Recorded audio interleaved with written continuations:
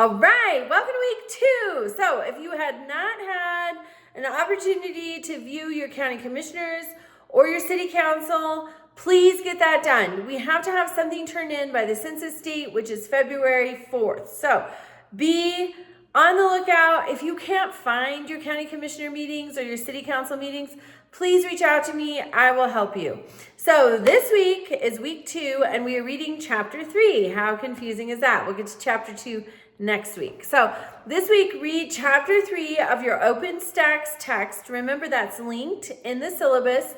And do the reading, because even though some of these assignments do not come directly from that text reading, the midterm and the final largely do. So be doing your reading and be doing it as we go along, because then you see it put into practice with the assignments. It can help cement what you're reading about.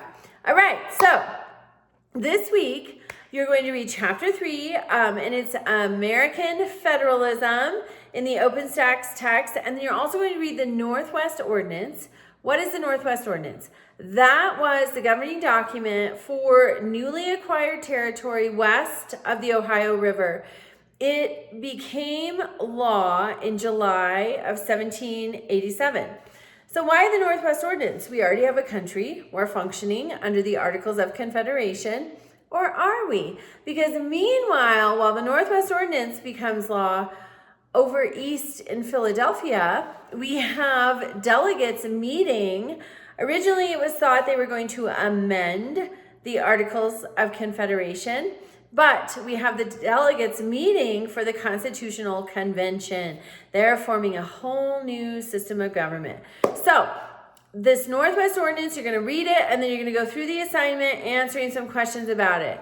Then at the very end, for the final question, you'll also look at a little blurb. It's not the whole act, but in 1830, while Andrew Jackson was president, we see the Indian Removal Act. And I want you to compare this little excerpt of this article from the National Constitution Center to a little paragraph in the Northwest Ordinance. And I want you to see the change in attitude from 1787 to 1830. And that's why we have to pay attention to our government. Things change. And if we're not paying attention, they might change in a way that we are not okay with. So you need to be paying attention. You need to be consuming news, reputable news. I used to love the Inquirer magazine and the People magazine, but my schedule got too busy, and so now I consume news, and I consume reputable news.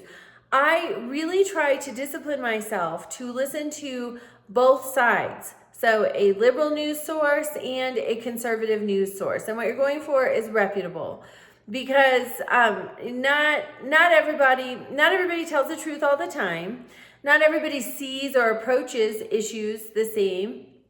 And so it's really important to be consuming news, reputable news. All right, so that's this week. Read chapter 3.